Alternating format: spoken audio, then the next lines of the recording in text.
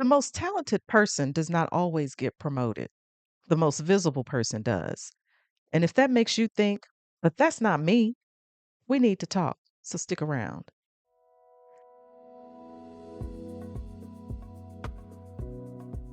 Welcome to Crossroads and Catalyst, the podcast with Shanita B. I am your host. This is where we discuss how a thoughtful, wise, and strategic perspective at a crossroads can be the catalyst for change. Today, we're covering the 3 self-advocacy skills that separate leaders who get promoted from those who get overlooked. And if you know somebody who is experiencing this very thing, share the episode with them. So here's the situation overview. You're talented, hardworking, and qualified, but somehow you keep getting passed over for opportunities. Maybe you've had a setback, or you're just the type who puts your head down and does good work. But let me tell you the problem. Good work without great advocacy is invisible work. They being your managers, they recognize that the work is getting done, but you're not talking about it. You're just quiet. You're just kind of in the corner, more like a wallflower. You're just kind of blending into the background. Believe me, you certainly don't want to be just blending into the background. I once had a mentee, and I'll call her Stacy, who was feeling pretty dejected after a missed promotion. She felt like a leave of absence had disrupted the progress that she was making, but the real issue was her inability to highlight her contributions in a tangible way. And let me tell you, I was able to help turn her light bulb on. And you are probably just like her, just like I was years ago. So believe me when I tell you that I can relate. And this affects any leader who believes their work should speak for itself and who feels uncomfortable, promoting their achievements, or you've recently faced a career setback that's shaking your confidence. All of these things tend to undermine your progress. And the stakes are pretty high because you should be pretty tired of waiting for someone to notice you. Don't wait for people to notice you. You have to call attention to yourself, and you can do this in a good way. And because if you're continuing to wait for someone to take notice, well, while you're doing that, someone else has already taken advantage of the opportunity to showcase what they're contributing. And that may not necessarily mean that their work is any better or has a higher value, but they've gotten better at communicating their value. And that's extremely important. So every day that you stay silent about your value is another day that someone else is speaking up about theirs. So just keep that in mind. So the root issue is this. This is not about being modest or humble. Those are virtues, and every one of us should have those. But this is about a fundamental misunderstanding of how careers actually advance. You particularly think that merit speaks for itself, and believe me, it does not. Leadership requires you to translate your merit into visible impact. Self advocacy highlights the work or the accomplishment of the person, while bragging highlights the person. Do you see the difference there? You don't want to be the bragger. You just want to call attention again to the work that you've done, and you let those who are hearing about your work make the decision as to how they will categorize that. And so here are some key data points that I want you to keep in mind. Your manager has a number of direct reports and hundreds of priorities competing for their attention. So they are not tracking everything that you're doing nor all of your wins. Promotion promotion decisions happen in rooms that you're not in, and they're happening with information that you may not necessarily be providing to them. So if you can underscore and highlight some of the things that you have done to contribute in powerful and meaningful ways, some of those things they will be used in those decisions. Okay, and the leaders who advance are not necessarily the best, but again, they've done pretty well at figuring out how to communicate their value. And because I can think of people over the course of my career who I have encountered who, made me think, well, how did they get in this position? Because I can outthink, I can outwork, I can out blah, blah, blah. And I'm sure you can too. And this is not to say that they do not contribute anything. But when you look at the actual facts of the matter, you recognize it was not necessarily about the value of the work. Okay. So here's some critical questions for your decision tree. When is the last time that you told your boss about a specific win or accomplishment? And how about this question? How would your manager describe your impact to their boss? And then finally, what opportunities are you not pursuing because you assume you're not ready? This also reminds me, about some of the experiences that I've had. I am naturally inclined toward quietness, but not because of timidity, because I can guarantee you that no one would characterize me as timid. Um, though I would voice some of my ideas and comments in meetings and discussions, with powerful players, it was not as often as a couple of my prior leaders would have liked, and therefore it worked against me.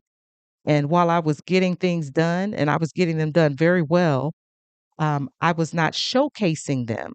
So trust and believe that I know what it's like to be in this position where you have to figure out the way to be able to showcase and discuss some of the great things that you're doing and how you're contributing to the organization and making a really good impact and doing it in a way that makes you feel comfortable. So, what kind of choices do we have? Well, I have three approaches to career advancement, and two of them will certainly guarantee stagnation. So, choice A, continue hoping that your work gets noticed. Okay, so what are the pros and cons here? I'm not even about to just go on the sideline with this. It feels humble and it avoids uncomfortable self promotion conversations.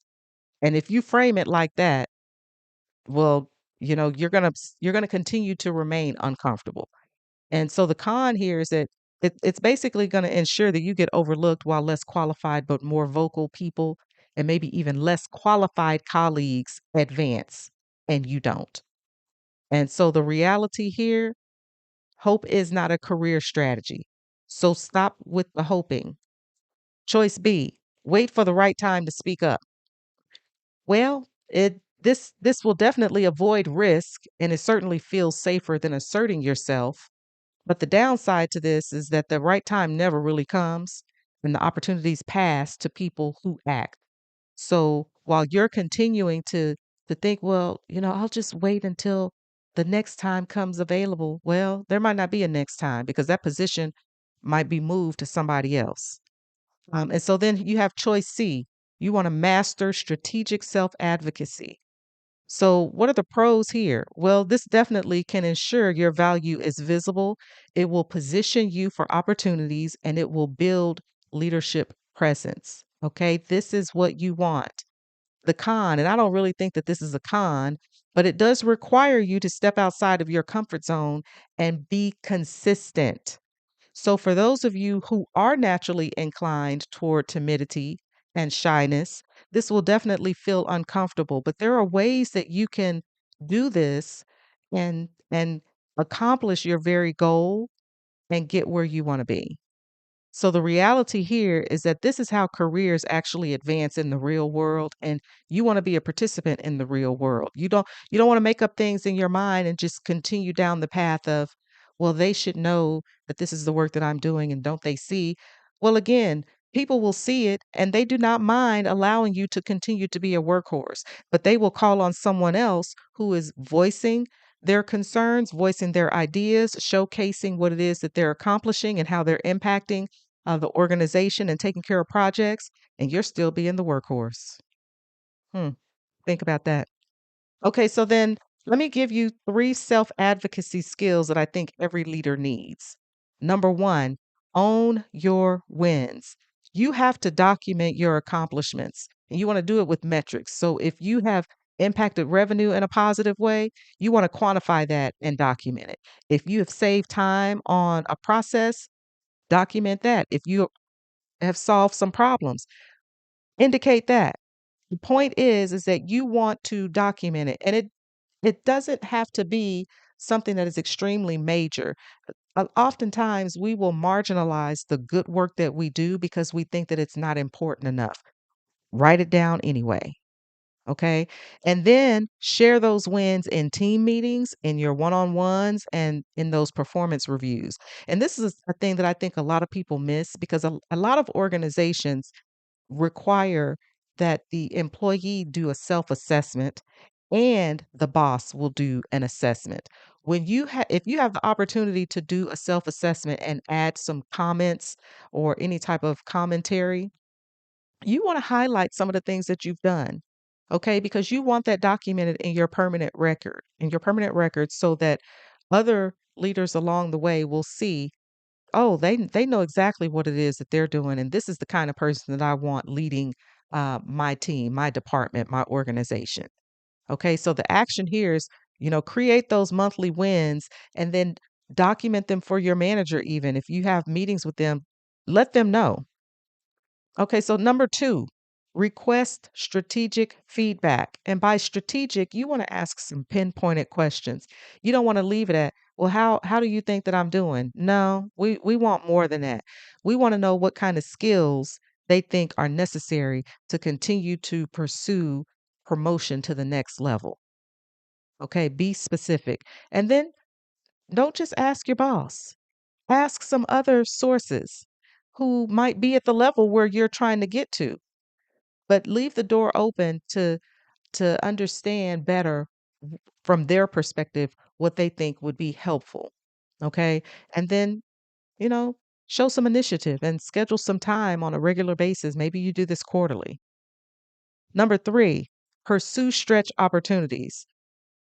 Okay, so this is one of those things that I think is important because you want to show how serious you are. You might be a leader of a small group, and maybe you're in an organization where there are many levels of leadership, or maybe you're trying to get to some of the levels of leadership. Well, you have to show that you are already capable of doing some of the work.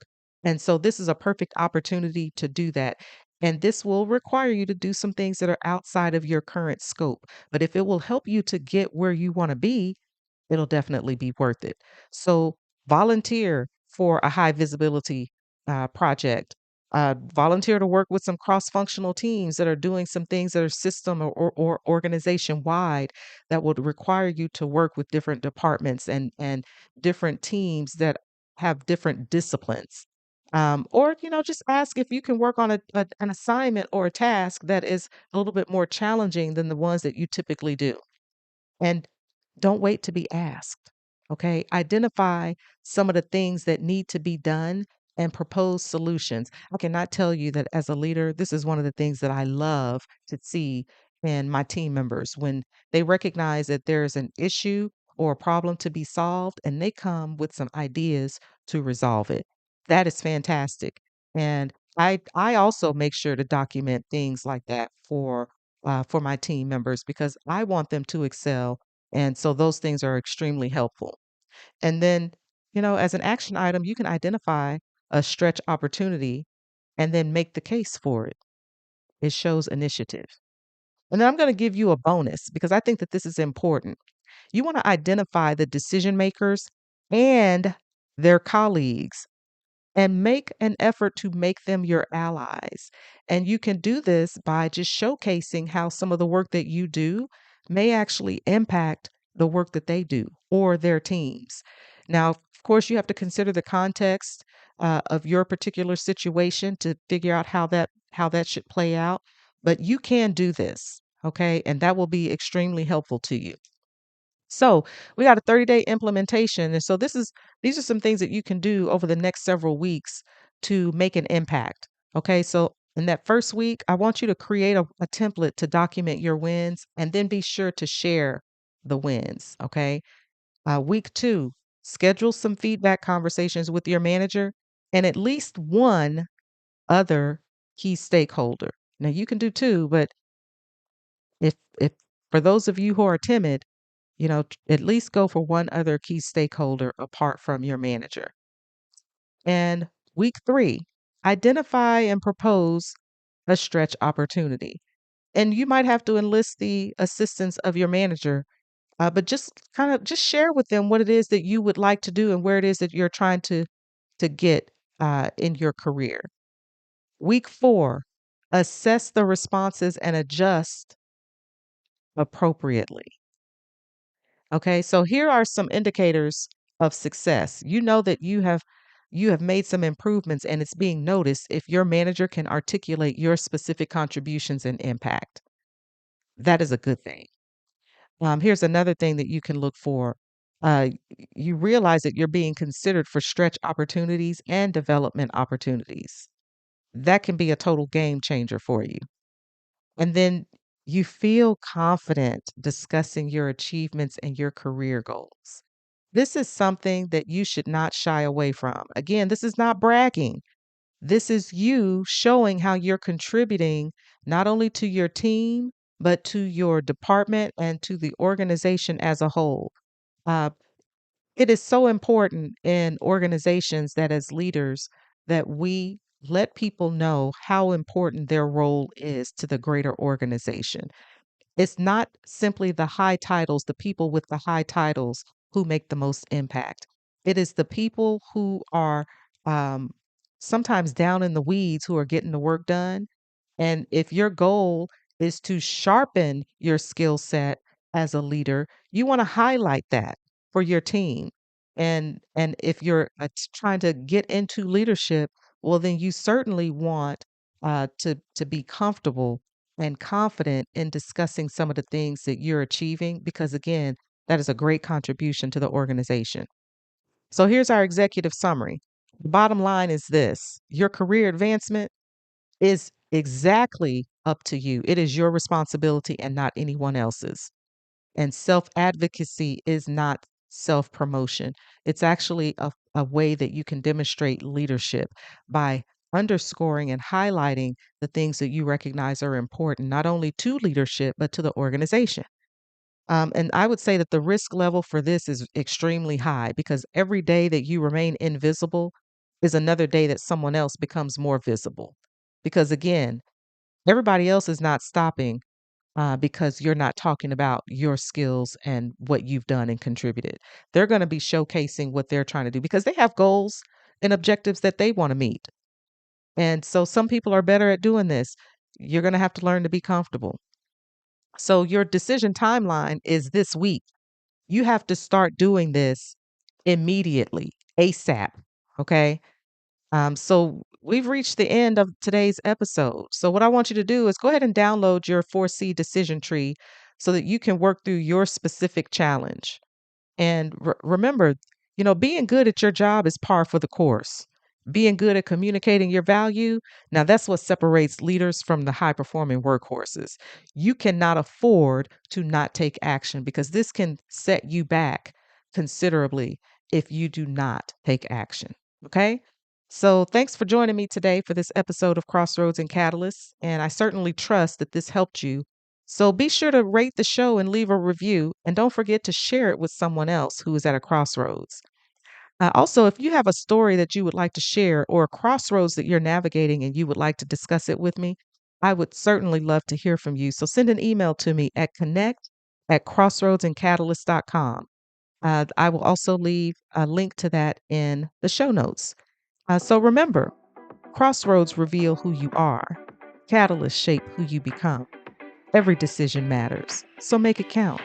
See you next week for your next executive brief.